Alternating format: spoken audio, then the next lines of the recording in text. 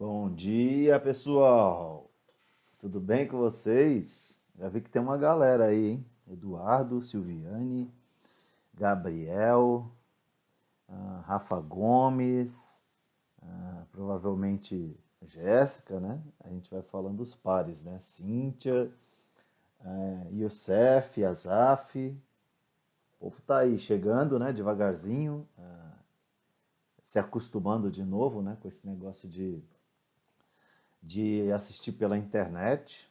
Eu sei que desfoca um pouquinho e a gente leva um tempo considerável aqui conversando, né? E aprendendo.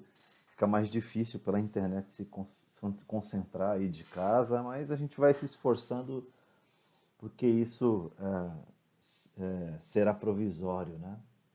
A gente está aí 15 dias de lockdown, né? Lockdown mais ou menos, né? Porque as pessoas ainda saem bastante para a rua, muitos têm que trabalhar, né? E não tem o que fazer, não conseguem trabalhar de casa, então tem que sair, né? Tem que sair porque senão não paga as contas em casa, porque senão fica com fome, enfim. Esse dilema que a gente está vivendo novo agora, e às vezes até enfrentar a possibilidade de pegar uma doença e morrer, mas tem que pagar as contas e ter que trabalhar e ter que comer e não tem muito o que fazer, né? Aí tem que tomar os cuidados necessários, né?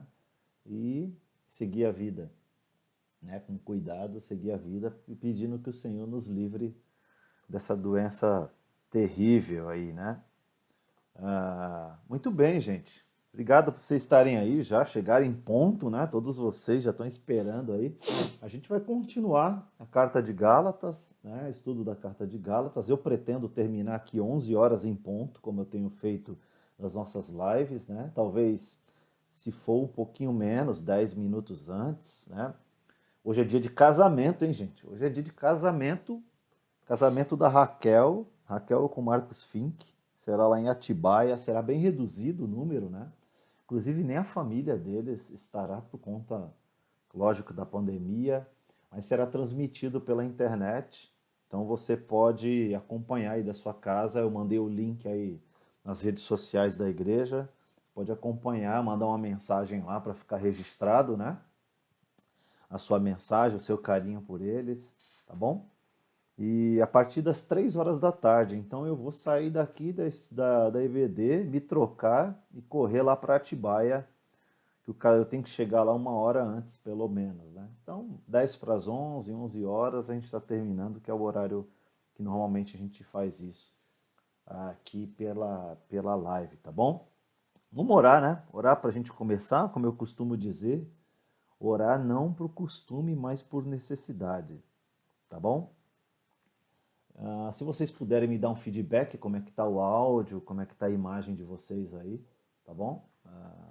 Preciso que vocês me ajudem nisso. Senhor, muito obrigado por essa manhã, te agradecemos. Pedimos que o Senhor nos ajude a compreender a tua palavra. É ela quem diz que as coisas espirituais só se discernem espiritualmente. Então a gente precisa aprender do Senhor espiritualmente, Senhor. Uma força que vem do Senhor, um entendimento que vem do Senhor para a gente compreender a tua palavra, Senhor. Obrigado por isso, nós te agradecemos em nome de Jesus. Amém. E é interessante, né, gente, orar sobre isso, porque em certo momento Jesus falou assim aos seus discípulos que ele não considerava os discípulos escravos, mas ele. Obrigado, Azaf. Azaf já respondeu aí, o Youssef também. Bom dia, Val. A Val também acabou de entrar aí com a gente. Jesus falou que os servos, os escravos, no caso, né? Os escravos, eles não sabiam o que o seu senhor fazia, né? E aí Jesus estava chamando a partir dali os seus discípulos de amigos, né? Ele faz essa diferença dizendo que, olha, os amigos, eles sabem daquilo que você faz, né? Eles conhecem quais são os seus intentos, os seus planejamentos, as coisas da sua vida mais íntimas, né? as verdades. É isso que acontece normalmente, né? A gente tem um amigo, uma pessoa que é mais íntima, uma pessoa que sabe mais da nossa vida, uma pessoa que tem mais tempo com a gente, uma pessoa que a quem eu abro mais coisas, né? Pessoas que têm acesso à minha vida, têm mais acesso à minha vida, têm mais acesso à família, enfim, sabe mais do que acontece com a gente, né? Isso acontece, geralmente isso se chama amizade, né? E Jesus está fazendo ali está elevando os seus discípulos, né, a uma outra categoria, né? Ele está dizendo, olha, os servos, eles são escravos, eles obedecem porque eles não têm direito nenhum, né? E os amigos, eles se envolvem com você por opção, né? Eles já não fazem isso por obrigação, né? E Jesus está dizendo, ó, eu chamo vocês de amigos a partir de agora, porque eu tenho dado a conhecer a vocês os mistérios do reino. Né? Isso é lindo demais, gente. Isso é lindo demais, porque somente um cristão genuíno consegue entender essas coisas que são espirituais, que vêm do reino de Deus. Somente ele consegue, porque Jesus o capacita, Jesus dá para essa pessoa a capacidade de compreender os mistérios do reino, né? E ele só dá a essa pessoa, a pessoa que verdadeiramente é uma pessoa íntima com ele, né? Alguém que conhece quem realmente é Jesus e quais são os seus planejamentos, seus planos para o reino. Isso a gente conhece porque a gente tem a palavra de Deus na mão, né? Então é muito bom fazer parte desse time, né? Não, gente? É muito bom fazer parte desse time, o time de Jesus, o time que acompanha aí o que Jesus está fazendo na história da humanidade, né? Isso é muito bom, gente. Ser parte desse grupo a quem Jesus revelou, né? Trouxe para a intimidade e está chamando de amigo, né? Está chamando diferentemente daqueles que fazem por obrigação, né? Nós não fazemos por obrigação, nós fazemos porque amamos a Jesus, né? Aliás, a gente até abre mão do que a gente quer para viver uma vida cristã equilibrada, saudável, né? Piedosa, né? Piedosa nessa ideia de não só ser uma vida cristã saudável, né? Mas como o reverendo Nicodemos fala, tem que parecer ser também, né? Tem que ser e tem que parecer ser, né? Porque isso é de bom tom para aquelas pessoas que te ouvem, né? E te olham e seguem você, né? Olhar para você e perceber na sua vida uma vida resiliente, né? Piedosa, uma vida que ama a Deus. E a Bíblia fala, né? Que essa manifestação acontece, né? De uma vida cristã verdadeira. Ela fala através daquele versículo que diz que o rosto, o coração alegre formoseia o rosto, né? Então veja, uma coisa que acontece aqui no interior aparece exteriormente, né? Então essa é a vida cristã, né? Deus faz isso em nossas vidas, né? E a gente está no momento do livro de Gálatas que fala exatamente da vida de um cara que aconteceu isso, né? De Paulo, né? Então a gente está ali no primeiro capítulo ainda, primeiro capítulo do livro de Gálatas, falando ali sobre qual é a mensagem de Paulo ali no começo do livro, né? O que está acontecendo, por que Paulo escreveu essa carta. E aí nas aulas passadas a gente viu algumas coisas, né? As primeiras 4 aulas ou 5 aulas que a gente já teve, a gente já viu, teve uma introdução grande, falamos do contexto histórico, de coisas que aconteceram há milhares de anos nesse contexto da Galácia, né? Onde ficava a igreja dos Gálatas. Como chegou até ali, né? Toda a história medieval, vamos chamar assim, né? Quais as influências que isso trouxe para a igreja e como Paulo usaria questões desse histórico, né, para pregar o evangelho para aquela igreja, né? Isso tudo é muito legal, você pode acompanhar nas outras aulas, procurar aí no Facebook da igreja. Mas também a gente chegou agora perto de começar a Carta dos Gálatas e falar também do contexto da igreja, né? Do que estava acontecendo naquela época, perseguição, a questão do Império Romano, quem era Paulo, Paulo como perseguidor, falamos um pouquinho também nas aulas passadas com o Gabi, né? Como que Paulo saiu da situação que ele vivia como um perseguidor, como um judeu, um fariseu, que perseguia para matar os cristãos e de repente se converteu ali a caminho de Damasco, né? Então, houve uma transformação na vida de Paulo, né? Houve uma transformação na vida de Paulo que foi evidente para aqueles que o via, né? Foi evidente para aqueles que o via. Então, Paulo, a principal característica aí que a gente observa na vida de Paulo é uma negação, né, da sua própria vontade, do seu próprio eu, dos seus próprios desejos, né, do seu próprio conforto, né, zona de conforto. Então, Paulo mudou aí radicalmente e se tornou um perseguido, né, de perseguidor se tornou um perseguido, né? Então, esse é o Paulo, o apóstolo, aquele que foi comissionado por Cristo, né? E é um dos temas interessantes no começo da carta. Eu conversei com o Gabi, eu já tinha passado para o Gabi isso, para ele falar um pouco sobre isso nas aulas passadas. E ele conversou com vocês um pouco sobre essa defesa que Paulo faz,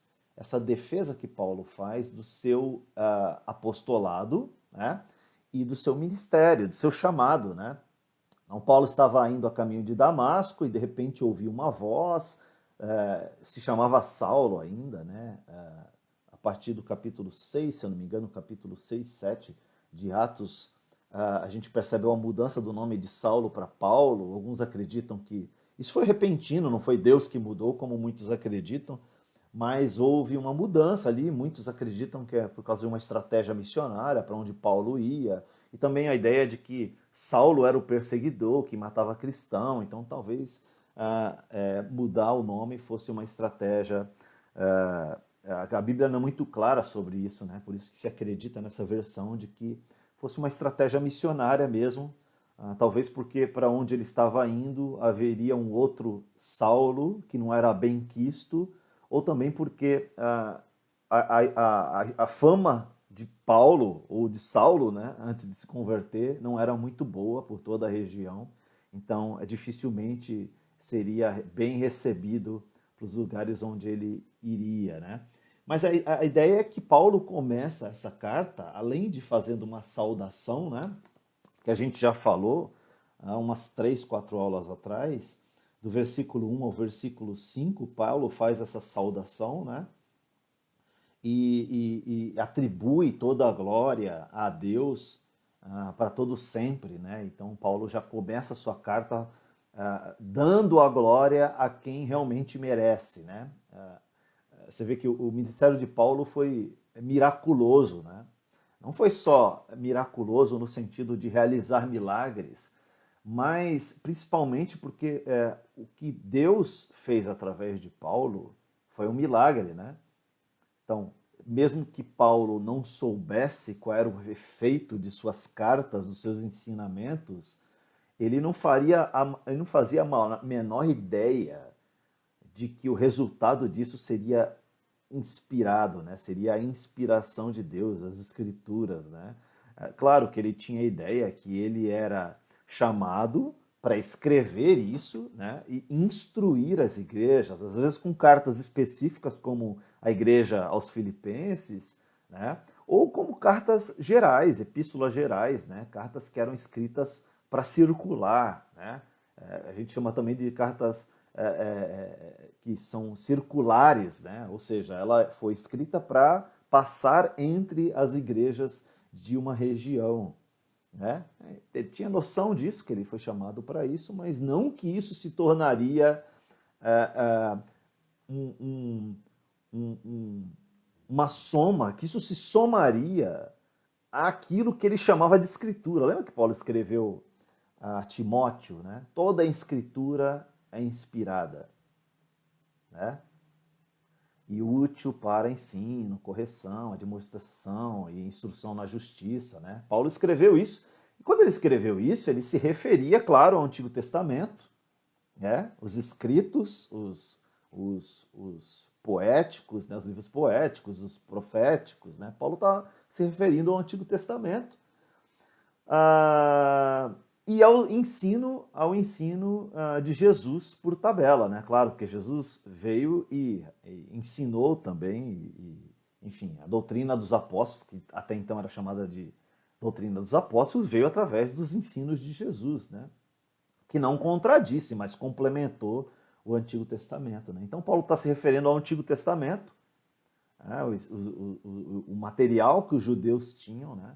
E ele não fazia ideia de que os seus escritos também, né, posteriormente, acabaria se tornando um material só com todo esse material que eles já tinham, né, com os judeus, não só através da lei escrita, mas também através da tradição oral dos judeus. Né? Então, claro que quando ele fala as escrituras, é aquilo realmente que está escrito, não só não se referindo à tradição oral, mas à tradição escrita mesmo das escrituras, tá bom?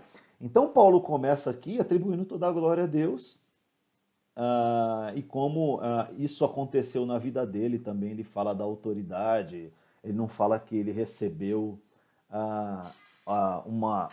ele não foi encaminhado, né? Ele não foi enviado por homens, né? E aqui cabe um adendo, porque os apóstolos, né? A gente vê alguns apóstolos hoje em dia aí, mas é tudo de Araque, viu, gente? Apóstolo é aquele que, como os apóstolos bíblicos, são aqueles que viram Jesus, né? Que vivenciaram aquele período e que foram testemunhas oculares de Jesus, né? Foram aqueles que foram comissionados pelo próprio Cristo, né?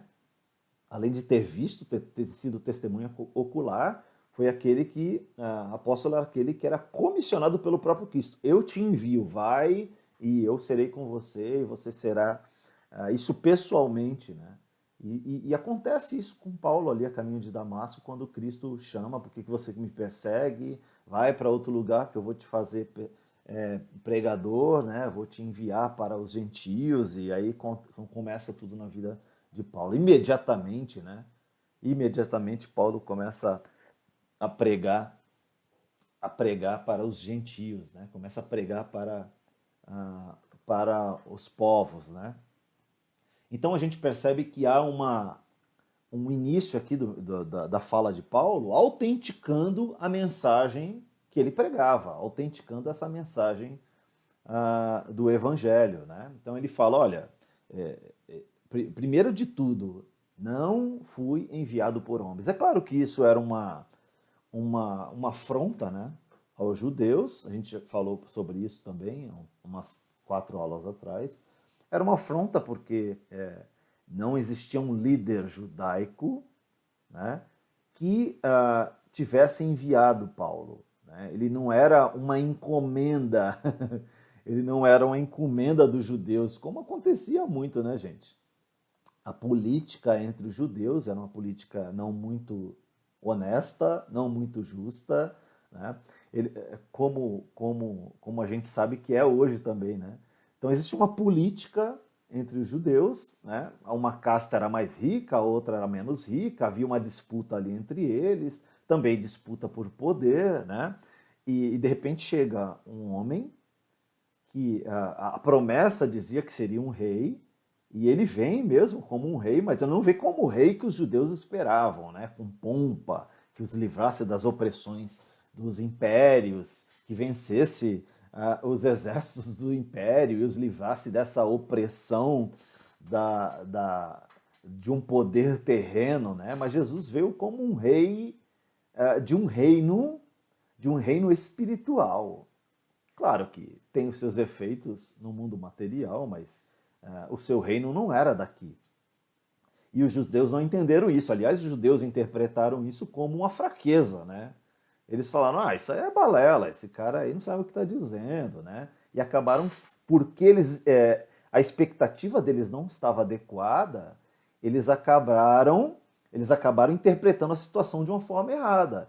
né? Então eles esperavam um rei terreno, poderoso, com um exército enorme, com armas e com um poder bélico, né? E ele não veio, então eles interpretaram essa situação como fraqueza. Então eles estão aguardando, ficaram aguardando e estão aguardando um Messias que venha dessa forma, porque precisava ser um Messias que atendesse às suas expectativas, né? Pouco importa se esse Messias estava atendendo às expectativas das Escrituras, se ele estava cumprindo ou se nele se cumpria todas as profecias das Escrituras, que eles também tinham e estudavam, né? Talvez por isso Nicodemos foi até Jesus para bater um papo na calada da noite, né?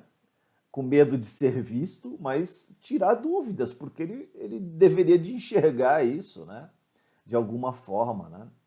Deveria de enxergar isso e foi ali tirar a dúvida sobre quem era Jesus, o que ele queria dizer com nascer de novo. Então foi lá curioso, um dos líderes dos judeus, né? Mas a maioria dos judeus não quiseram crer, a verdade é essa, né? Tudo bem que depois da ressurreição de Jesus se tornaria mais fácil os judeus crerem, né? Porque aí realmente não tem outra saída. O cara ressuscitou. Além de realizar os milagres, o cara ressuscitou, como está escrito na profecia, né? Enfim. Mas você vai lembrar daquele momento em que os policiais, né? A tropa de elite da época, né? A guarda pretoriana corre até um líder dos judeus dizendo que Jesus tinha ressuscitado, que ele não estava mais lá no sepulcro, né? Que uma pedra de 1 tonelada, como é que eles explicariam isso, né? Uma guarda totalmente preparada, com revezamento para que não dormisse, porque tinha que cumprir a missão, né? Sob pena de morte, inclusive. De repente eles correm para os judeus falando, cara, como é que eles iam dizer que uma pedra de mais de 1 tonelada que estava atrás deles rolou para cima, eles não ouviram nada? Eles não sabiam o que dizer. Como assim? Não pode dizer que foi roubado, porque não foi roubado. Como é que aquela pedra rolou? Eles não ouviram nada. Quem que rolou? Quantas pessoas precisavam empurrar aquela pedra, né? Então eles correram até, de certa forma, entendendo o que tinha acontecido, porque eles já ouviram, já tinham ouvido falar, né? Eles não zombaram de Jesus na cruz à toa, porque eles sabiam exatamente quais eram as profecias e o que os discípulos acreditavam e o que Jesus dizia que ia acontecer ao terceiro dia, né? Então aquele guarda que estava ao pé da cruz disse, verdadeiramente esse era o Filho de Deus.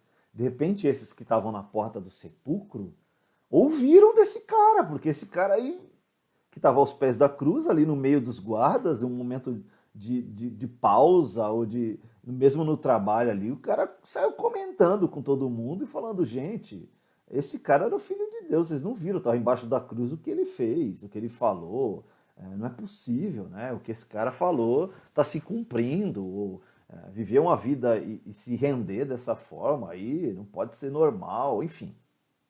E aqueles homens correram assustados e o judeu prometeu que eles não morreriam, que eles mantivessem a história de que Jesus foi roubado pelos discípulos, né?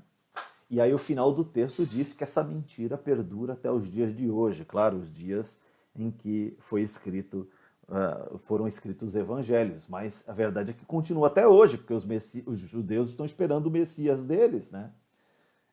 Alguns judeus, como os judeus messiânicos, que creem que Jesus é o Messias, certo? Existem essa categoria dentro dos judeus, os judeus messiânicos, que creem que Jesus é o Messias, mas eles não creem que Jesus é o Filho de Deus, né? O próprio Deus. Então eles não divinizam Jesus, e isso faz com que a obra de Jesus na cruz seja, de certa forma, limitada, né? Então eles não precisam se converter ao cristianismo, né? Não há um outro momento agora. Eles podem continuar vivendo sobre as regras da lei. apesar de acreditar que Jesus era o Messias. É meio confuso isso, eu não sei como eles fazem exatamente para misturar as duas coisas, mas existe essa categoria, né? Foi um jeitinho que eles deram para que acreditassem realmente que Jesus era o Messias, mas que não divinizasse a Jesus. Foi um jeito de continuarem no judaísmo, né? Mas Paulo está fazendo tudo isso justamente para mostrar que a sua mensagem não era uma mensagem comum, que a sua mensagem não era uma mensagem de homens, uma mensagem humana. E aí eu estou dizendo que ele fez esse contraste com os ensinamentos dos judeus, né? Os judeus, eles impunham sobre os seus seguidores, sobre os judeus, né? Os líderes judeus, né, impunham sobre os judeus regras que nem eles mesmos conseguiam cumprir, né? Do mesmo jeito que eles tiveram essa falta de entendimento para interpretar essa chegada de Jesus, o que era ser o Messias e que reino que era esse, que rei que era esse, como que ele viria, né? Que obra era essa que Jesus ia realizar, eles também tiveram dificuldade de interpretar lá atrás qual era a função da lei. Então eles acreditavam, eu estou achando que meu óculos está torto aqui, gente. Eles acreditavam que a lei ela servia para justificar o judeu. Então, existiam centenas de regras, então o judeu que mais seguisse regra, mais perfeito andasse debaixo das regras da lei, mais obediente e mais agradável a Deus ele seria, né? Só que aí eles começaram a se tornar os fariseus começaram a ser chamados de fariseu no sentido pejorativo, como a gente tem hoje, né? Que é, você chama alguém de fariseu, aquela que fala uma coisa, mas não vive. Cobra dos outros uma coisa que ela nem mesmo faz. Então, o nome fariseu se dava para um cara que era um estudioso, um conhecedor das escrituras do Antigo Testamento, né? Então, o fariseu era aquele que estudava, que conhecia e o que ensinava, né? O cara que eram os doutores da lei, aqueles que zelavam pela lei e ensinavam essas leis nas sinagogas, né? E esses caras, eles eram chamados de fariseus. Esse nome fariseu se tornou no sentido, recebeu esse sentido que a gente tem hoje de um fariseu. Ah, você é um fariseu, o cara que não cumpre o que fala, justamente por causa desses caras, por causa dos fariseus daquela época, né? Porque eles eram assim. Eles criaram regras, até a tradição oral era uma tentativa de facilitar o cumprimento da regra escrita, porque eles queriam levar o pé da letra. Cumprir o sábado, tarará, né? Não corta a barba, né? Não podia parar a ponta da barba, não podia fazer marca no corpo, né? Em oferecimento a ídolos, né? Não podia parar a franjinha aqui lateral, né? O judeu ortodoxo não podia. O tipo de roupa, quais são as indumentárias, as coisas que faziam parte da roupa, quais são os rituais os cerimoniais, os rituais, enfim, as práticas religiosas, né? Os cerimoniais de purificação, tudo isso eram regras do judaísmo, certo? Para que eles tivessem um mínimo de purificação para ter um relacionamento com Deus, ok? E a lei, ela veio mostrar o quão Deus é perfeito e o quão imperfeito é o ser humano, que não seria capaz de cumprir todas as regras, por isso correria até Deus para, em Deus, conseguir ser santificado, justificado, porque eles mesmos não conseguiriam fazer. Aquele animalzinho que era morto toda vez que era levado ao sacerdote para purificação, para perdão dos pecados, enfim, não era suficiente, porque saindo dali já pecava de novo. Então, tudo isso apontava para É claro, Jesus Cristo, que seria o Cordeiro de Deus, aquele que realmente tira o pecado do mundo. Somente em Cristo, tudo isso que a lei exigia do ser humano, né, do judeu, somente em Cristo seria capaz de cumprir. Né? Então, havia necessidade de um cordeiro imaculado, cordeiro enviado por Deus para substituir todos aqueles processos de santificação, de justificação, de purificação no meio do povo. Então, a lei, ela mostrava como o homem era incapaz de sozinho conseguir a justificação, purificação, santificação. Não era possível. E os judeus acreditavam que era. Né? Por isso se tornaram fariseus no sentido pejorativo. Porque de tanto estudar e decorar para conseguir cumprir, eles se tornaram alguém falso, alguém que não conseguia cumprir e que dizia que cumpria. Obrigado, Senhor, porque eu não sou que nesse pecador miserável, porque eu dou o dízimo, eu faço isso, eu faço isso. Foi o que Jesus disse para o jovem rico, né? O jovem rico, assim, eu já faço tudo isso, eu dou o dízimo, eu faço isso, eu ajudo os pobres, né? Jesus falou, não, peraí, tem uma coisa que está aí dentro, ainda está aí, um ídolo que está aí no teu coração e que você não resolveu. Vende tudo que você tem e dá aos pobres. Aí o texto fala que aquele jovem rico saiu triste porque ele tinha muitas posses. Né? Cada um de nós tem um ídolo que é difícil a gente largar. Né? Talvez os desejos, os sonhos, os planos, né? Alguma coisa, alguma situação de vida, estabilidade, condição financeira. Aí pode ser objetos também, o carro, enfim, a gente sabe disso, né? Às vezes o filho, o marido, a esposa, o casamento, o bem-estar, a casa onde você mora, o tapete que está na sua sala, aí você não chama ninguém para sua casa para ninguém pisar no tapete e sujar. O sofá novo, né? Aí você chama aquele amigo que a criança vem, fica em pé no sofá novo, você olhando.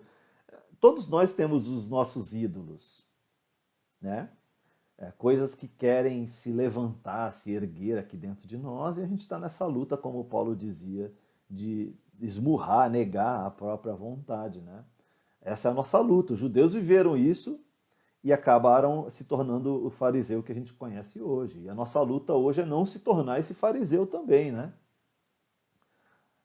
Não viver uma vida que a gente diz, diferente daquela que a gente diz, né? Daquela que a gente crê. E quais são as ferramentas para que isso não aconteça, gente? Se precaver, e uma delas é conhecer, estudar as escrituras, né? Saber o que você está fazendo aqui, para que você existe. É o que Paulo está dizendo, olha, a autenticação da mensagem que Paulo traz se dá porque se dá através de um envio divino. O envio divino. A gente está falando de enviado, né? A gente está falando de apóstolo. Os apóstolos de hoje são aqueles que ficam ricos, que normalmente eles se classificam como apóstolo porque abaixo deles eles têm outros pastores, aí tem outros níveis, né? Bispo, pastor, obreiro. Então ele está na torre a ponta da pirâmide, né? Aí aqueles obreiros, pastores, eles vão galgando porque querem chegar nesse posto também, né? Que além de lhes atribuir um poder especial, agora o bispo, agora o apóstolo vai orar, né? Além de ter esse pseudo poder, né? Existe também um interesse escuso, né, financeiro, né? Então existem muitos estelionatários aí, aproveitadores, usurpadores da fé, que estão se beneficiando, se autodenominando apóstolos, né? E os apóstolos, como dizem aí no ditado popular, no populacho, né? Apóstolo bom é apóstolo morto. Porque os apóstolos bíblicos, todos eles foram mártires, né? Não só porque morreram no final da vida pela causa, mas porque viveram negando, vivendo praticamente um ascetismo, né? Vivendo de ofertas, vivendo uma vida simples, de pobreza, porque eles tinham que caminhar e pregar o evangelho em várias regiões, e fundar igrejas, e criar, expandir o reino para outras regiões, e isso era cansativo, enfim, era muito desgastante, né? E não trazia nenhum benefício financeiro, gente. Depender das ofertas, depender do cuidado dos irmãos, e poucas igrejas ajudavam Paulo. Aliás, Paulo também era muito ajudado por algumas igrejas, por pessoas mais simples, né? Assim como o ministério de Jesus também foi sustentado por pessoas simples também, né? Então a gente está mostrando que Paulo reivindica a legitimidade do seu trabalho, né? Paulo está reivindicando que o chamado, né, o envio dele foi feito por Deus para anunciar Jesus Cristo entre os gentios. A gente vai ver isso aí a partir do versículo 15, né? 15 até o finalzinho, né? A gente vê que essa primeira parte aí, que é onde a gente está, e o Gabi falou um pouco também semana passada, vai do versículo 11 até o versículo 21 do capítulo 2. Né? Então, se você abrir sua Bíblia, talvez a sua Bíblia tenha subtítulos que você sabe que não é inspirado, né? São adições aqui, na tentativa de colocar um título, um subtítulo para aquela fragmentação do texto, né? Mas a maioria das vezes esses subtítulos não são bons subtítulos, tá?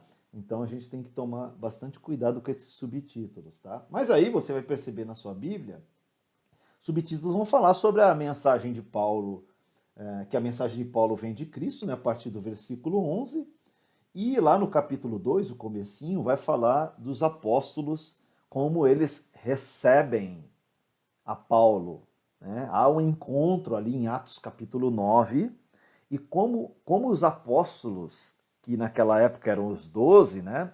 Bom, Judas já havia morrido, se suicidado, então eles já tinham escolhido Matias, então eram 12 ainda, apesar da morte de Judas.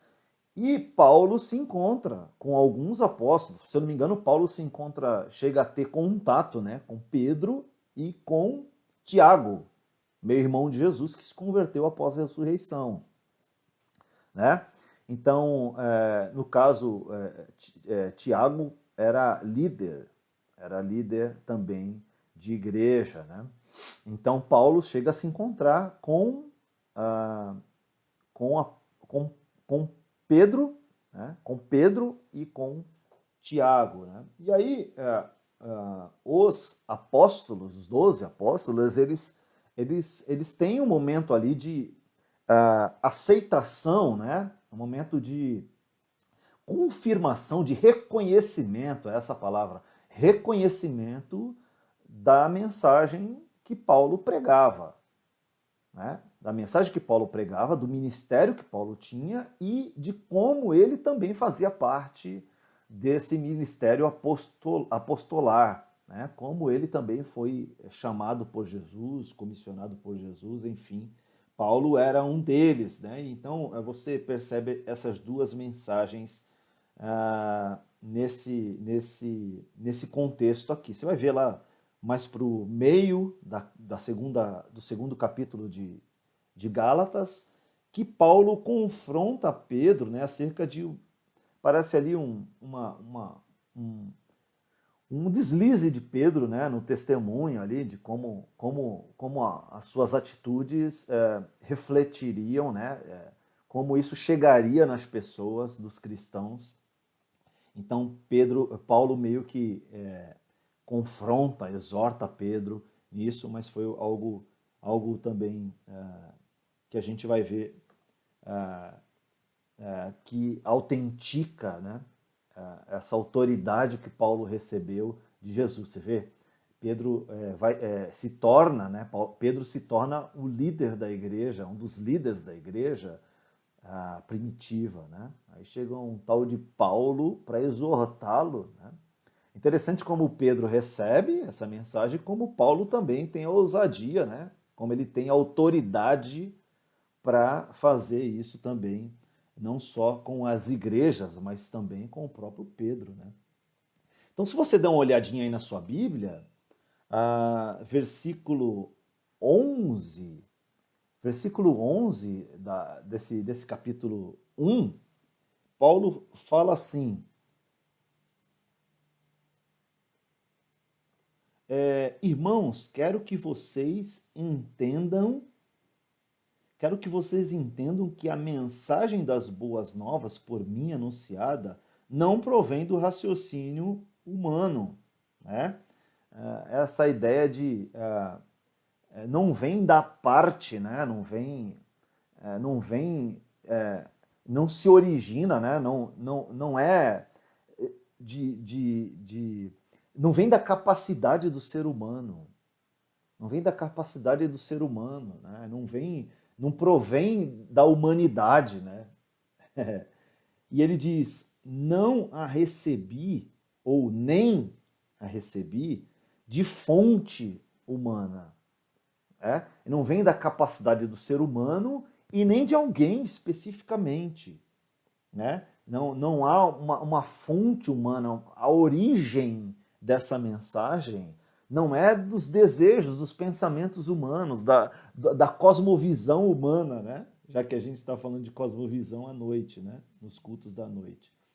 E ninguém a ensinou, né? Ou seja, você vê, ele está dizendo assim, ó, essa mensagem que eu estou pregando, ela não é de ensinamento de alguma pessoa, de alguém, da sabedoria humana. Né? Mas, olha o que ele diz na sequência. Ao contrário, né, eu a recebi por revelação de Jesus Cristo. Vê? Ele está dizendo, olha, essa mensagem não é uma mensagem que vem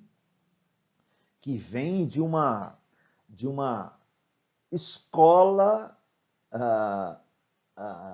rabínica, por exemplo. Né? Paulo era um fariseu, como eu disse, né? Um doutor da lei.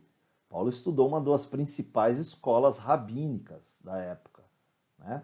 Ele era fariseu, né? Ele pertencia ao Sinédrio, né? Que era a liderança dos fariseus, né? Os líderes do judaísmo. Né? Ele pertenceu a esse grupo político, né? Religioso e político, ele pertencia a essa liderança. Isso dava uma baita de uma autoridade entre os judeus. Né? Ele podia dar essa carteirada, né, gente? Paulo podia dar essa carteirada para as pessoas. Olha, eu sou um fariseu. E ele faz isso na sequência, né? Ele vai dizer, olha, eu poderia me gabar disso, né? Eu poderia me gabar disso, né? Vocês sabem disso. Olha o que ele diz na sequência lá, ó. Vocês sabem como eu era grande, como eu era desculpa. Vocês sabem como eu era quando seguia a religião judaica. Dá uma olhada no que ele diz. Como eu perseguia com violência, né? Como eu perseguia com violência a igreja de Deus. Não media esforços para destruí-la. Né? Superava a muitos dos judeus de minha geração, sendo extremamente zeloso pelas tradições de meus antepassados. Viu? Como é que ele era? Aí ele diz assim, ó, 15, contudo, ainda antes de eu nascer, Deus me escolheu e me chamou para a sua graça. Foi do agrado dele revelar seu filho a mim, aí a palavra revelação de novo, né? Para que eu o anunciasse aos gentios. Essa palavra revelação aparece de novo, né? Nesse contexto aí. Quando há uma repetição nas escrituras, em algum texto, é uma indicação de que essa palavra é importante. Né? Quando a gente faz um estudo bíblico, quando a gente quer entender um texto bíblico, uma das coisas que a gente tem que prestar atenção são nas repetições. Às vezes de verbos, às vezes de adjetivos, palavras, às vezes de conjunções, né? De preposições. Tudo isso, para a gente entender um texto, fazer um estudo profundo das Escrituras, a gente tem que conhecer muito bem a nossa língua. Esse é o princípio. Tem que aprender a fazer análise sintática, interpretação de texto, né? Porque você não pode entender qualquer coisa. Paulo tinha uma mensagem para passar nos seus escritos, né? E você vê que uma das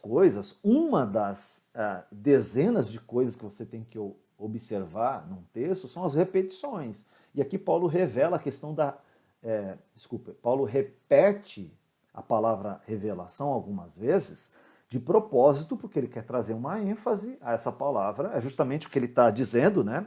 Ele está dizendo que o seu ministério não vem da parte de homens, não provém de inteligência humana, não é um ensino humano. E ele está dizendo isso também porque ele aprendeu em escolas, ele estudou com rabinos, ele estudou com líderes judeus, ele aprendeu didaticamente, e aprendeu também, não é essa palavra que eu usei, ele aprendeu numa escola, né, formalmente, ele aprendeu formalmente os ensinos judaicos, né?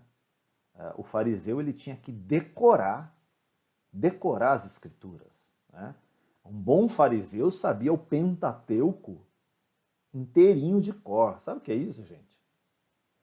O cara pegar Gênesis, Êxodo, Levíticos, Números, Deuteronômio, e saber todos os livros, Gênesis 1, no princípio, ele vai até o final de Deuteronômio, decorado, tudo.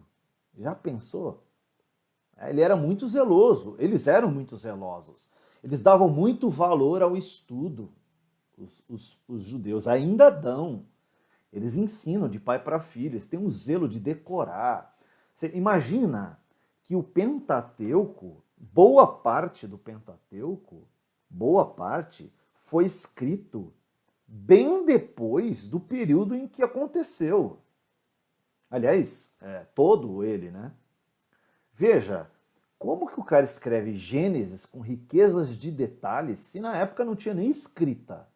E quem escreveu foi Moisés, que viveu centenas e centenas de anos depois, certo? Como é que ele sabia o que aconteceu com tantos detalhes? Porque o judeu era tão zeloso, o hebreu, né? O povo hebreu, como era conhecido antes de ser judeu, o povo hebreu era tão zeloso, e ainda é, né? O judeu ainda é muito zeloso pelo relacionamento com Deus, e pela dificuldade também de ter uma escrita, de ter como escrever, como ter um material, como ter um material, um lápis, uma caneta, um papel que perdurasse, né, tantos anos. Talvez não tivesse talvez não tinha essa tecnologia, né? Pouco mais para frente começou a ter, mas Adão e Eva, quem que escreveu, né? Adão e Eva escreveram um diário que aí chegou até Moisés. Não, isso foi transmitido através da tradição oral. Então, eles, depois de tantos anos, centenas de anos, escreveram com riquezas de detalhes, porque era uma tradição entre o povo hebreu, como é entre os judeus, de decorar e transmitir de geração em geração. Eles eram muito zelosos com isso. Você sabe disso, a gente já falou aqui. Teve, se eu não me engano, um canal da TV a cabo, que é o History Channel, se eu não me engano, que fizeram um estudo, uma pesquisa com os beduínos.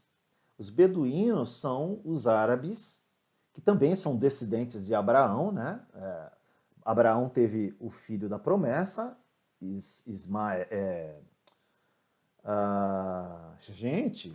Ismael foi o filho da desobediência, né, com Agar, foi mandado para o deserto junto com Agar, depois que Abraão teve Isaac, né, o Isaac era o filho da promessa, de Isaac veio toda a descendência de Israel, Jacó, que depois Jacó teve o seu nome substituído por Israel, a partir dali dando nome ao povo, né? Mas houve uma outra ramificação da família, que foi o filho Ismael de Abraão, com Agar, sua serva, por consentimento da sua esposa, porque sua esposa era idosa e não poderia ter filho, então eles quiseram dar um jeitinho, né?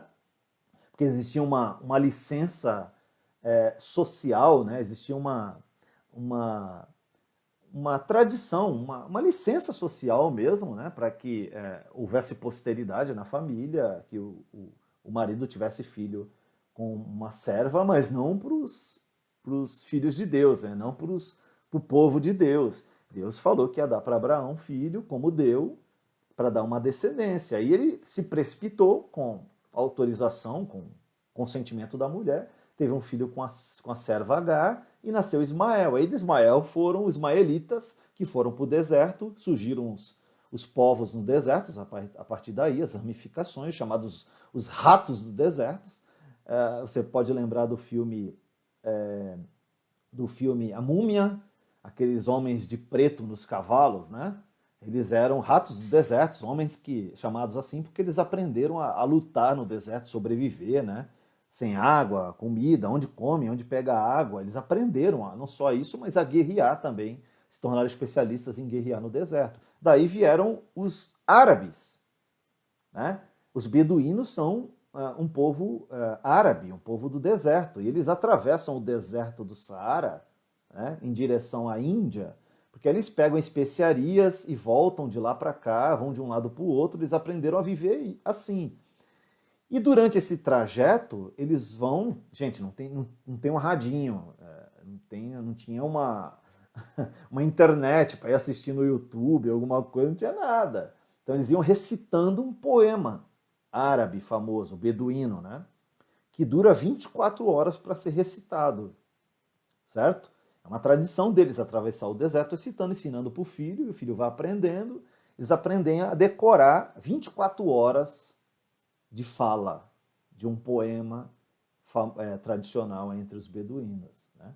Então, essa History Channel pegou um beduíno de uma região do deserto e pegou um outro beduíno e gravaram eles recitando em momentos diferentes esse poema. E eles foram anotando palavra por palavra, letra por letra, e viram que no final compararam os dois textos e não modificava, se eu não me engano, nenhuma letra. Faz ideia da força da tradição oral? Né? Aí você fala, é impossível. O ocidental aqui vai dizer, isso é impossível, bobagem. Conto da carochinha, que Gênesis chegou até Moisés, e Moisés inventou isso aí, né? Não, porque a tradição oral era muito forte entre os hebreus e também hoje, sempre foi, aliás, entre os judeus, né? Como são reconhecidos esse povo hebreu hoje, né? Então, olha que interessante, Paulo, ele está testificando a mensagem, está dando base divina, está dando origem divina para a sua mensagem, né? E dizendo que essa mensagem ela não veio pelos ensinamentos humanos que eles tão valorizavam. Não veio de uma escola, não veio de uma tradição oral. Veio do próprio Deus, foi uma revelação do próprio Deus. Aliás, aqui a gente percebe também uma característica muito importante para os líderes do Novo Testamento, né? Os apóstolos, né? Eles tinham essa capacidade, né? Eles tinham essa função até na história do cristianismo de receber de Deus a mensagem através de Cristo, né? E a partir dali serem instrumentos de Deus para escreverem essa revelação, né? Mal eles sabiam, né? Mas eles estavam escrevendo o que eles viviam, que eles aprenderam do próprio Cristo, do que a vida cristã, do relacionamento com o Espírito Santo estava trazendo para eles, mas eles não sabiam que isso se tornaria a revelação específica de Deus, né? A gente tem como revelação específica de Deus a palavra de Deus, o próprio Cristo, né? E a palavra de Deus é a revelação final, né? Terminou ali em Apocalipse. Então ninguém hoje precisa ir numa reunião X, gente, E a pessoa fala assim, peraí, que Deus está me falando, olha, Deus está te falando que Ele vai te dar um emprego semana que vem. Você não precisa disso. Tudo que você precisa está aqui nas Escrituras, tá bom? A revelação de Deus para você ter sabedoria, de ter paciência, de esperar e não consultar um pajé gospel para você saber o que vai acontecer lá na frente. Aliás, a Bíblia chama isso de ansiedade, né? Preocupação pelo que vem aí pela frente. Você não precisa de alguém para te dizer o que vai acontecer na sua vida daqui a 5 anos, 10 anos, né? Olha, se cuida porque Deus vai te enviar para um lugar. Você não precisa saber disso, né? Você precisa viver hoje, o que você está fazendo hoje pelo reino. O que vem pela frente, Deus fala que é ansiedade de se preocupar. Então ele não pode ser contradizente com a sua própria palavra, né? Olha que interessante, no versículo 16 ele fala, veio dele revelar seu filho a mim, para que eu anunciasse aos gentios. Quando isso aconteceu, não consultei ser humano algum, Paulo fala. Tampouco subi a Jerusalém para pedir o conselho daqueles que eram apóstolos antes de mim. Em vez disso, fui à Arábia e depois voltei a Damasco, é o que a gente encontra lá no texto de Atos capítulo 8, né? Mas eu quero enfatizar um pouquinho esse versículo 14 e 15, né? Que Paulo escreve aí no capítulo 1, quando ele diz que no judaísmo eu superava a maioria dos judeus da minha idade e era extremamente zeloso das tradições dos meus antepassados, né? Mas Deus me separou desde o ventre materno e me chamou para a sua graça quando lhe agradou. Você sabe que às vezes a gente fica preocupado com esse negócio de política, né? E com razão, né, gente? Com razão. A gente fica preocupado porque a gente começa a ver alguém que foi condenado nas instâncias e ninguém nunca questionou as provas, né? Estou falando no âmbito jurídico, né? Mesmo o STF no final dando a liberdade para as pessoas em segunda instância, né? Provisória, né? Aguardando a terceira instância, mesmo que eles tenham feito isso, eles nunca questionaram as provas, a veracidade, né? A competência de quem estava acusando, como o material era importante, como tinham mais provas, inclusive, do que estava sendo apresentadas para condenar, mas que algumas provas não tinham condições de entrar nos autos dos processos, né? Mas é interessante que a gente vendo agora o Lula praticamente solto, né?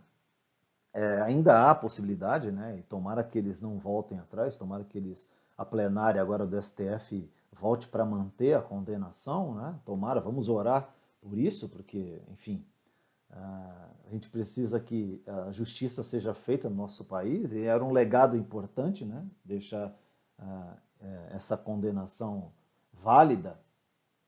A gente começa a pensar assim, caramba, meu, mas olha, se isso não acontecer, vai ser realmente o fim da picada no nosso país e tarará, porque pode iniciar uma perseguição, porque se voltarem os mais medrosos, né? Mas se voltarem ao poder, pode virar uma Venezuela, pode virar... Gente, olha o que Deus fez com alguém que perseguia o evangelho, certo? Alguém que matava crente, certo? Lembra do imperador romano? Todos eles estão mortos. O Império Romano já não é mais o mesmo, é óbvio que não, há muito tempo não é mais o mesmo. Os impérios se revezam no poder, né? Os Estados Unidos já foi, ainda é, né, a maior potência do mundo, mas já foi muito mais. A China não era nada, agora está disputando o poder com os Estados Unidos. A Rússia já foi, né? Quando era a União Soviética, já teve muito poder também. Enfim, a gente vê países no mundo inteiro já se revezando nesse poder, né? E a gente fica preocupado, né? Ah, imagina, vai ter perseguição com os cristãos, agora já está tendo, estão fechando as igrejas para a pandemia, que não sei o quê, parece que há uma perseguição, Satanás está atrás disso. Tem gente que acredita em muita coisa, né? E muitas delas realmente parecem que têm um fundo de verdade, mas muitas outras também não, né? Mas olha que interessante, a gente fica com tanto preocupação e acaba esquecendo o poder que Deus tem. O poder que Deus tem de chamar um povo seu, capacitá-los, dar uma mensagem para eles e enviá-los com autoridade divina. Não é autoridade humana, autoridade divina. A gente esquece disso. A gente esquece que onde a gente vai, a gente é luz, por conta que nós estamos vivendo na luz de Deus. A gente esquece, talvez seja uma das lições desse início da mensagem de Paulo, né, que a gente deve ter essa ousadia. Tá bom, a gente não tem a competência apostólica, né, a gente não tem essa capacitação também da liderança de Paulo, de Pedro, né, dos apóstolos, mas a gente tem o mesmo Espírito Santo que estava com eles, estava neles, está em nós. Né? Qual é a diferença então? Por que hoje a gente se acovarda em tantas coisas? Né? Talvez porque a gente não está levando a vida cristã tão a sério como eles levavam. Né? Talvez a gente não tenha tanta noção de reino. Qual é a nossa missão? O que a gente está fazendo aqui? Para que a gente existe? Qual é a finalidade de ser um cristão? Por que Deus nos chamou? Né? Talvez a gente tenha algumas dúvidas ainda em relação a isso. Então a gente precisa repensar algumas coisas da vida. Né? Repensar porque em algum momento a gente pode perder o foco da vida cristã, e isso faz com que enfraqueça a mensagem, né? Faz com que a gente sinta medo em certas situações, que a gente se preocupe mais do que deveria. Né? A pergunta do Maciel é assim, bom dia, Maciel, a pergunta dele é: Paulo não aprendeu o evangelho na EBD com Pedro? Brincalhão, você é um brincalhão mesmo, né? Você vê como é que é, né? A gente vai aprendendo, e aprende um com o outro também, viu, Marcel? A gente vai aprendendo um com o outro. Talvez não fosse o caso ali, não foi o caso ali, né? Claro, no decorrer, né, da vida cristã, do funcionamento da igreja primitiva, eles foram aprendendo ali uns com os outros, né? E foram crescendo, né? O Atos capítulo 2 fala sobre isso, né? Finalzinho, né? Que eles eram unânimes, né?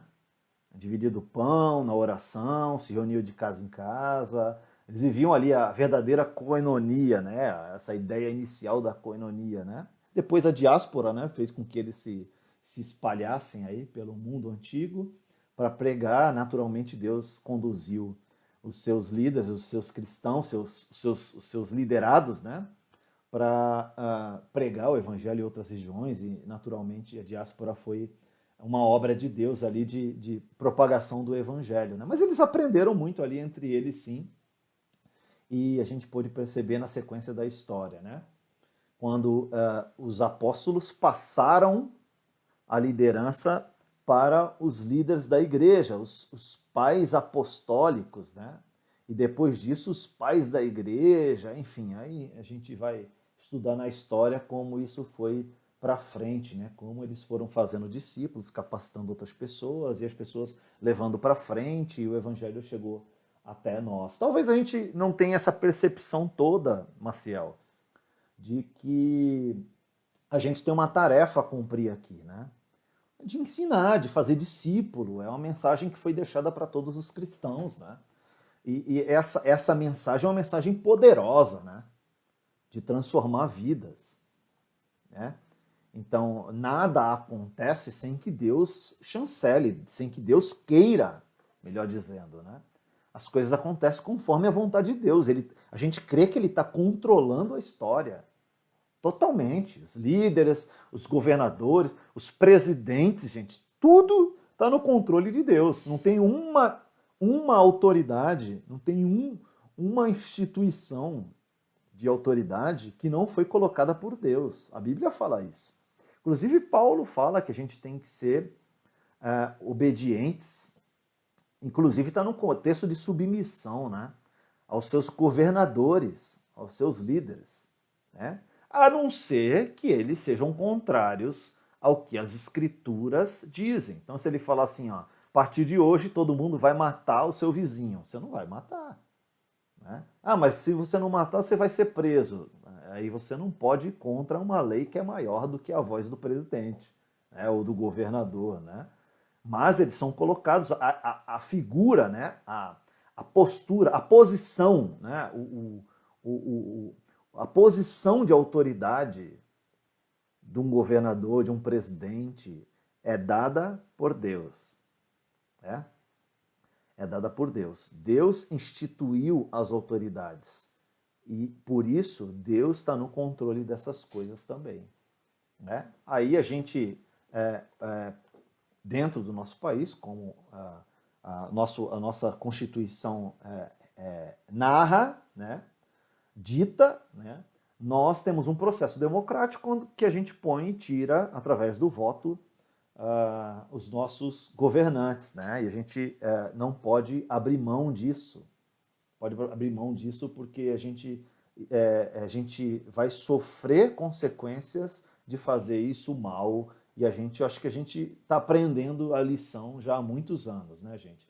Então, na sequência aí, a gente pode perceber que essa mensagem de que não há mais nenhum evangelho além de Jesus Cristo, que é uma das tônicas da mensagem de Paulo aos Gálatas, ou seja, aquele que pregar um evangelho além do que Jesus Cristo pregou, além do evangelho que é pregado no Novo Testamento, né? Alguém que pregar uma salvação que exija mais do que o que Cristo fez na cruz, mais do que a graça, mais do que o amor de Deus, mais do que o que Deus fez por nós, ou seja, se alguém pregar um evangelho que, se você não der o dízimo, por exemplo, né? Alguém que não ofertar na igreja perde a salvação, se alguém pregar um evangelho assim, esse evangelho é falso, porque as escrituras não falam isso. Se alguém pregar um evangelho para você que diz que você tem que dar R$100 para ganhar 1.000, isso é mentira, isso é estelionatário. Isso é um falso evangelho. Não existe nenhum evangelho além daquele que Cristo pregou. Ou seja, o que Paulo está dizendo é que o evangelho são aquelas coisas que foram ensinadas por Jesus e a doutrina dos apóstolos que estão registrados nas Escrituras. É por isso que a gente tem que conhecer as Escrituras. Porque senão a gente está correndo o risco de pregar um outro evangelho. Tem um pregador aí jovem, famoso, que diz que Jesus é o centro das Escrituras. Né? E é verdade, até aí ele tem razão. Aí ele fala, Jesus é o centro da criação, Jesus é o centro do Antigo Testamento, Jesus é o centro da mensagem para Israel, Jesus é o centro do Antigo, do Novo, das Escrituras. Jesus é o centro. Mas quem é o centro de Jesus para tirar nota 10? O centro de Jesus é você. Na hora que era para tirar um 10, errado, né?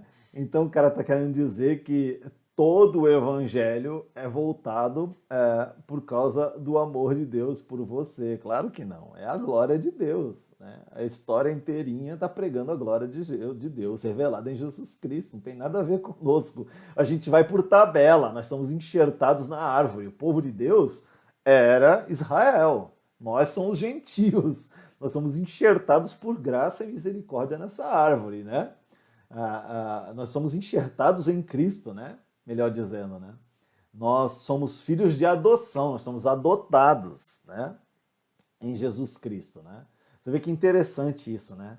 O Antigo Testamento fala muito de genealogia, posteridade. Um pouco no Novo Testamento também, porque para falar de Jesus tinha que falar da genealogia, né? Mas o Antigo Testamento fala muito de ter filhos, né? De filhos, de gerações, de povo, de descendência, né? Você vê muito isso no Antigo Testamento, né? A importância do filho, né? Para Abraão, para Isaac, como isso ia revelar o Jesus Cristo que viria lá no Novo Testamento, né? Como era importante a genealogia para o povo hebreu, para o judeu, né? No Novo Testamento você não vê isso, já percebeu? Você já percebeu que o Novo Testamento fala pouco de filhos? Bem menos, aliás, infinitamente menos que o Antigo Testamento. Sabe qual é a mensagem? Filhos biológicos, né? Filhos biológicos. Interessante demais isso. O Novo Testamento, ele fala mais, a mensagem que é trazida, de um modo geral, no Novo Testamento, ele está falando de adoção.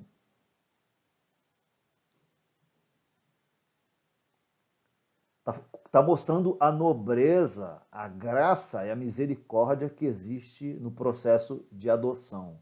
É muito interessante isso, né, gente? Muito interessante. Estou falando só na adoção de você adotar alguma criança, mas como filho. Mas às vezes eu já ouvi uma pessoa falando assim, pastor, você não tem filho, mas você é como um pai para mim. Né? Já vi várias pessoas falando isso. Por quê? Porque você tem essa função paterna para as pessoas na igreja. Né? E talvez você tenha essa função paterna para outras pessoas que você discipula, que você acompanha. Quando você chega num certo momento da vida cristã, um momento de maturidade, você vai ter pessoas, você terá pessoas, melhor dizendo, que estão aprendendo com você, as quais você está discipulando, que você está acompanhando, que você está ensinando o evangelho, né? A Bíblia fala que os jovens, os homens maduros devem fazer isso, os líderes devem fazer isso. A Bíblia fala que as senhoras devem fazer isso com as moças mais novas, né? A Bíblia fala que os crentes devem fazer isso uns com os outros, dar suporte uns para os outros, ensinar uns aos outros, né? Caminhar juntos, né? Essa vida discipular, né? O que aprendo com Cristo, eu ensino para as outras pessoas, né? No convívio, não é só sentar e formalmente ter um aprendizado, mas no convívio, no relacionamento, a gente está se discipulando a todo momento, né? A gente está fazendo isso a todo momento, se discipulando, ensinando um ao outro, né? A Bíblia fala dessa troca. Né? Então, em determinado momento da vida cristã, de maturidade, você vai fazer isso naturalmente. As pessoas vão perceber maturidade de vocês, vão te procurar para você passar esse evangelho para ela também, né? Às vezes através de aconselhamento, discipulado, ou amizade, o relacionamento, né? Isso acontece nas nossas vidas, né? Então, o que Paulo está dizendo aqui, de um modo geral, trazendo uma ideia também central em todo o Novo Testamento, não só nas cartas de Paulo, né? Outros escritores também fazem isso, trazer essa ideia no Novo Testamento de adoção. Nós, gentios, nós somos adotados por Cristo. Né? Cristo comissionou Jesus, porque levando os discípulos a pregar para os judeus, né? Também ali um pouco para os gentios, Cristo comissionou Jesus e falou, a tua mensagem, a tua missão vai ser pregar para os gentios. E enviou ele para pregar, ou enviou para pregar entre os gentios, porque você vai lembrar que Jesus veio para os seus, judeus, e os seus não o receberam. Então ele foi pregar os gentios, chamou Paulo, falou assim, vai pregar os gentios, você tem uma missão especial para pregar entre os não judeus. Né? Então a gente vê essas mensagens, são interessantes, né? Ver a diferença do Antigo e do Novo, mas também como eles se completam nessa ideia de apontar para Cristo o centro da mensagem da palavra de Deus. Né? A linha mestra, né, de toda a Bíblia, de Gênesis a Apocalipse, tem uma mensagem central que é apontar justamente para Jesus Cristo. Né? Isso acontece no Antigo Testamento com paralelismo, com tipos, até com cristofanias, né? Aparições de Cristo, né? Também através das profecias, enfim, isso tudo se desenvolve no Antigo e no Novo. O Novo Testamento apresenta, né, Jesus Cristo como a revelação, como o cumprimento de todas aquelas profecias do Antigo Testamento, né? Então, voltando um pouquinho, os judeus acreditavam de forma errada no Antigo Testamento, então interpretaram de forma errada a vinda de Cristo, né? Então estão esperando o seu Messias até hoje. Então, veja só que delicado, mesmo sendo tão zelosos, eles podem pregar um falso evangelho.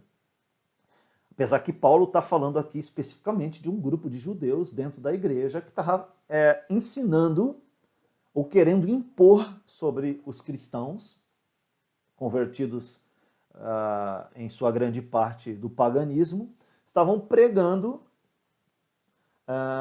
querendo impor sobre os cristãos da igreja as coisas como a circuncisão, que era uma evidência, uma aliança que o judeu, né, no Antigo Testamento, fazia com Deus, né? Consagrando o seu filho a Deus, né? Então houve algumas confusões de interpretação dos judeus, então isso acarretou uma série de pregações erradas, né? Falsas, mentirosas, né? E Paulo está trazendo tudo isso à tona e dizendo, olha, a minha mensagem não vem de ensinamentos, não vem de aprendizado com outras pessoas, nem escola de rabinos, nem aprendizado do ser humano. A minha mensagem é revelação. E ela veio através de Cristo. Essa palavra revelação também pode ser uma referência a Cristo, né? Além de ser aquilo que ele aprendeu do próprio Cristo, pode ser o próprio Cristo, né? Cristo é a revelação, né, de Deus, a revelação específica, né? Então, talvez uma ideia de personificação de Cristo aqui como a revelação, né? Então, Paulo está dizendo, olha, eu não aprendi de homens, mas eu recebi essa revelação do próprio Deus, né? É uma mensagem divina e ela cumpre os seus efeitos, né? Esse começo do capítulo 1 até o versículo 21 do capítulo 2, que é a primeira parte das divisões que há na carta de Gálatas, né? A gente está falando dessa primeira divisão. Essa primeira parte não fala só da autentificação de Paulo, né? da reivindicação de Paulo do seu ministério, do seu apostolado, mas também da testificação de que essa mensagem é divina. Ela também se refere a esses aspectos, esses 4 aspectos, né? Essa primeira parte traz essas ideias aqui. Primeira delas, alguns aspectos da sua vida e conduta, né? Então, olha que interessante. Paulo era um fanático religioso anteriormente, né? Ele era um fanático religioso. Além disso, aliás, esse fanatismo, como a gente já disse, fez com que ele perseguisse a igreja a ponto de matar, né, a igreja. Ele foi testemunha e ele participou, né, de mortes de cristãos, né? Estevão, por exemplo, foi apedrejado, né?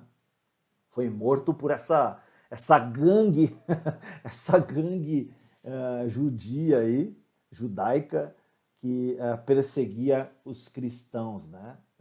Talvez por isso a gente está dizendo que a gente não deve ter medo de governos, né? A gente não deve ter medo de governos porque o Senhor está no controle de todas as coisas, né?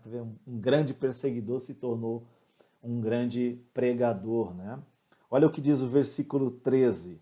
Vocês sabem como era quando seguia a religião judaica. Vocês sabem quem eu era, né? O que eu fazia, vocês sabem, né? Além de alguns aspectos da sua vida e conduta, regressa, né? Regressa, e também atual, eles eram testemunhas do que Deus tinha feito na vida de Paulo, né? A mudança, olha que interessante, gente, o testemunho de mudança na vida de Paulo, a guinada que houve na vida de Paulo, do antigo Paulo para o novo Paulo, isso era evidência para aqueles que ouviam a mensagem dele. As pessoas ouviam a mensagem da boca de Paulo E uma das formas pelas quais elas criam, davam valor, peso para o que Paulo dizia, uma das formas era o testemunho da mudança na vida dele. Você vê como é importante um cristão ser transformado, né? Veja como é importante um cristão ser transformado de verdade, como é bom ele testemunhar para os que ouvem, né? Com a sua própria vida, né? O testemunho de vida, porque isso vai autenticar a mensagem que ele vai trazer na sequência. Olha só, uma segunda coisa que também se refere a essa primeira parte do livro de Gálatas é o reconhecimento do seu ministério por parte dos apóstolos de Jerusalém. Né? Isso aí você vê no comecinho aí do capítulo 2. Dá uma olhadinha, ó. Capítulo 2, versículo 1. Do versículo 1 ao 9, mas eu vou ler só o comecinho aqui, para vocês terem se localizarem aí, né? Ele diz assim, ó, 14 anos depois, eu voltei a Jerusalém, né? Dessa vez com Barnabé, e Tito também nos acompanhou. Fui para lá por causa de uma revelação, olha aí usando a revelação de novo, né? Reuni-me em particular com os líderes e compartilhei com eles as boas novas que tenho anunciado aos gentios, ok? Queria me certificar de que estávamos de acordo, pois temia que meus esforços anteriores e presentes fossem considerados inúteis, né? Então ele queria certificar de que a mensagem dele e que os apóstolos estavam de acordo com o seu ministério, né?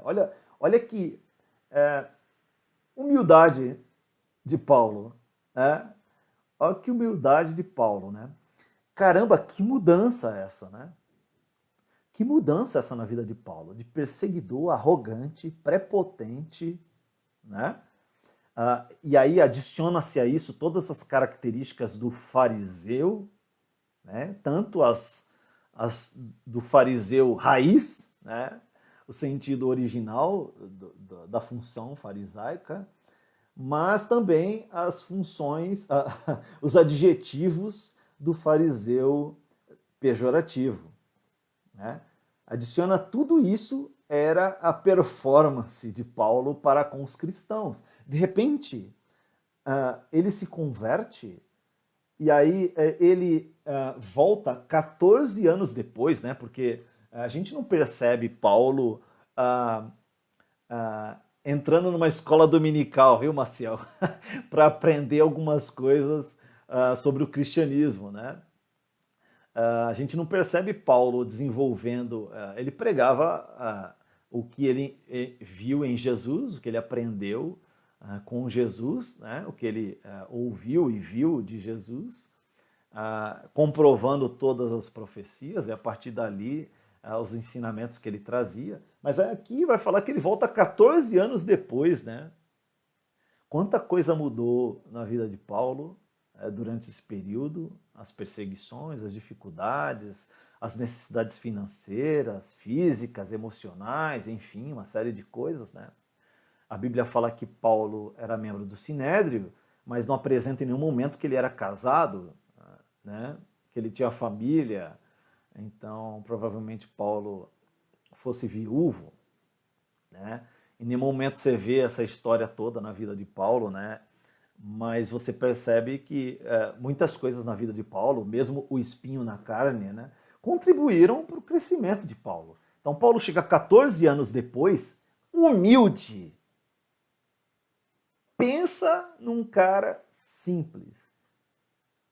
A ponto de ir até Jerusalém, chegaram os apóstolos e ele era um dos apóstolos, né? Olha que interessante, Paulo não era um apóstolo como um ministro do STF que toma uma decisão sozinha. Foi boa essa. Um ministro do STF toma uma decisão sozinho, né?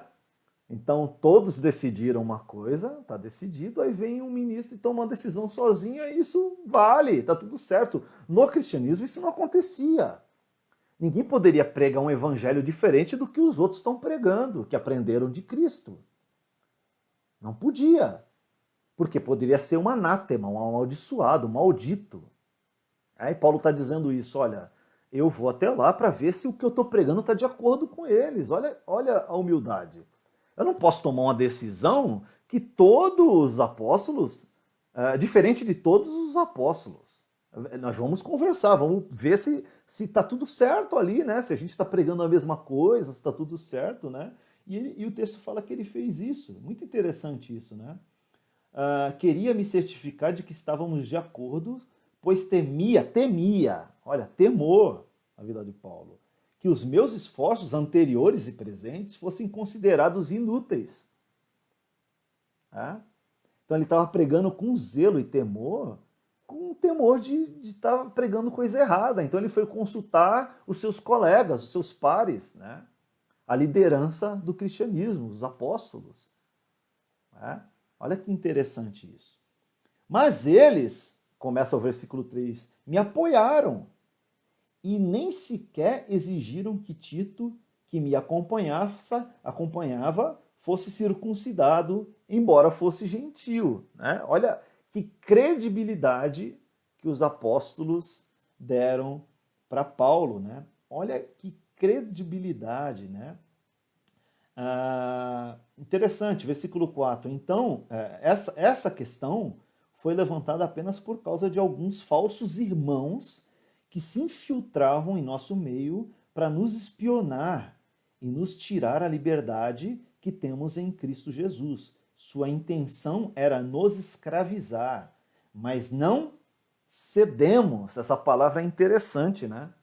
Essa palavra é interessante, porque é aquela ideia de você se render, se dobrar, você se acovardar diante de uma petição, de uma petição popular. Né? Sabe aquela história de que você não pode dizer não para um líder que tenha influência? Sabe? Você não vai dizer não para o seu chefe porque o seu chefe ele tem mais poder que você, ou ele está mais tempo na empresa que você. Por mais que ele esteja errado, a pessoa não vai querer dizer não. Isso às vezes acontece dentro da igreja. Tem aquelas famílias que mandam na igreja, que acham que são donas porque são fundadoras, ou porque já estão lá há muito tempo. E aí você fala assim, cara, eu acho que eu não vou disciplinar o filho dessa família porque eu vou arrumar um problema para mim. Tem gente que pensa assim. Então você se acovarda diante da palavra daquela pessoa. Não, mas eu não entendo que a Bíblia é assim. Você fala, não, vamos deixar de quieto, não vamos mexer nisso para não criar problemas. Tem gente que pensa assim.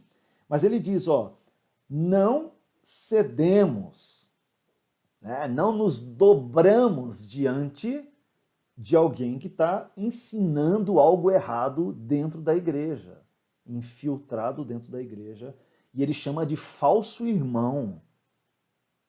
Caramba, falso irmão.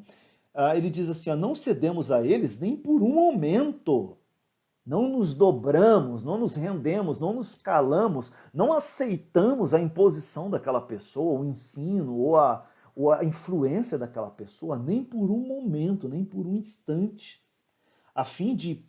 Por quê? Aí que vem a ideia, né? A fim de quê? Qual que era o intuito de não se render a um falso irmão, a um falso ensino, a uma situação embaraçosa?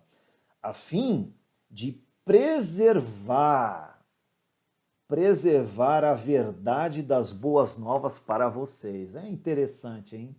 Essa palavra preservar, a gente precisa dar uma olhadinha, né, gente? Que interessante, essa palavra aqui é diamene, ou diamene, né? Diamene, acho que é diamene.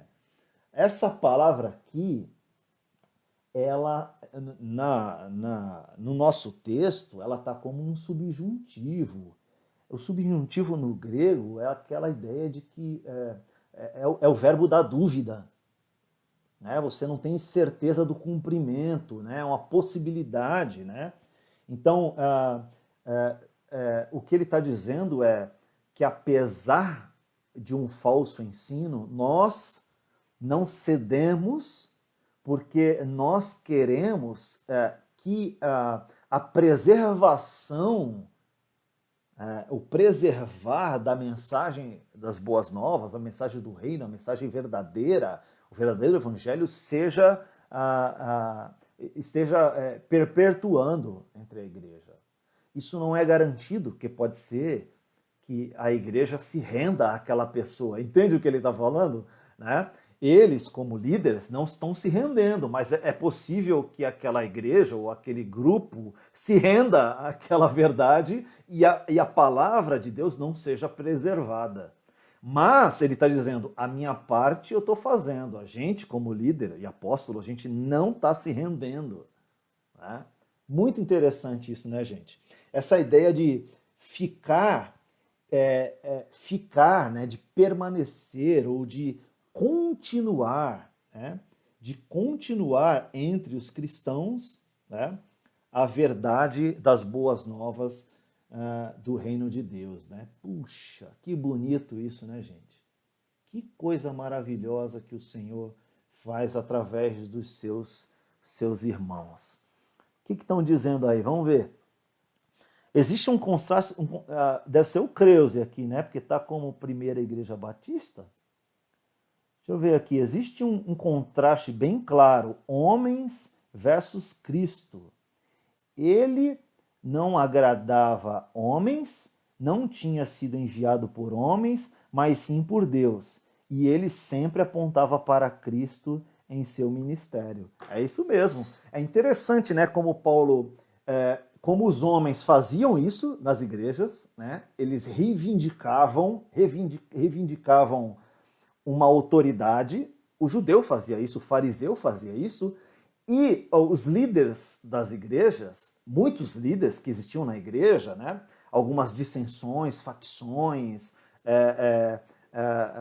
divisões que existiam nas igrejas mesmo, em algumas igrejas, essas divisões reivindicavam poder, autoridade, voz ativa, né?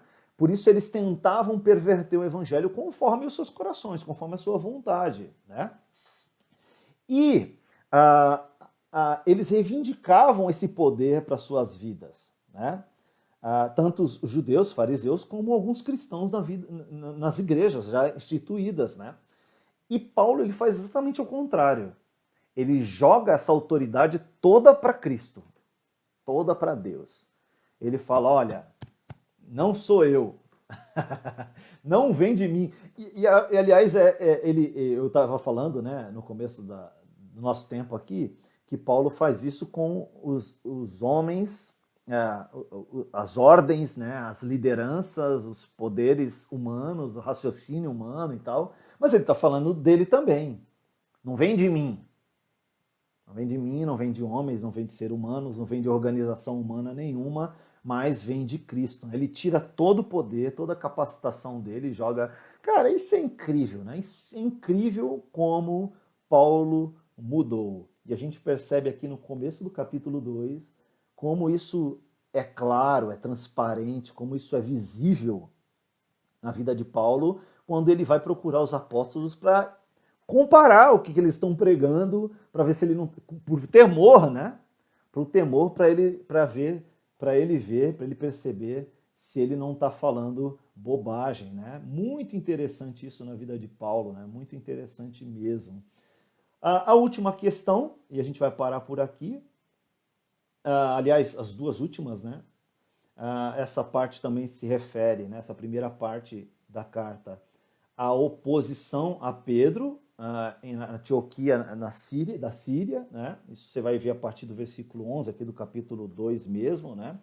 É interessante, talvez eu comece na próxima aula falando um pouquinho sobre isso, mas é muito interessante como a gente vê Paulo zeloso do cristianismo, zeloso da mensagem do reino, exortando Pedro, um dos líderes da igreja, né? Sobre algum tipo de conduta fora dos ensinos, né? Talvez até beirando a hipocrisia, Paulo exorta Pedro disso aí também. E no final, o final, né, desse trecho, capítulo 2 até o finalzinho do 21,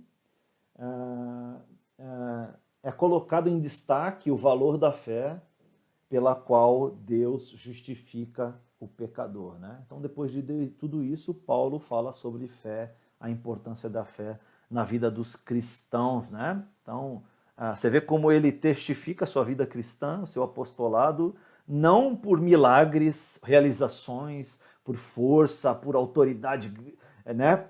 Esse poder visível, né? E também ele nem reivindicava tudo aquilo que ele recebeu mesmo de Cristo, né? Não, eu sou um apóstolo, agora sei o quê e tal. Não, ele não era com arrogância, não. Mas ele faz isso demonstrando a dependência que ele tinha de Deus, a humildade que ele tinha em relação ao ministério e o temor que ele tinha ao fazer isso, né, gente? Muito interessante como essa carta tem muitos ensinamentos para a nossa vida. Semana que vem a gente vai falar um pouco mais dela, vamos partir daqui do capítulo 2, final do capítulo 2, entrando aí para o capítulo 3 e iniciando a segunda parte dessa carta aos Gálatas, que começa ali a partir do capítulo 3, tá bom? Então é isso, por hoje é isso, eu quero orar para a gente encerrar. Eu prometi para vocês que ia terminar às 11 horas. Então, é o Gabi que está escrevendo aí. Aí, Gabi, obrigado.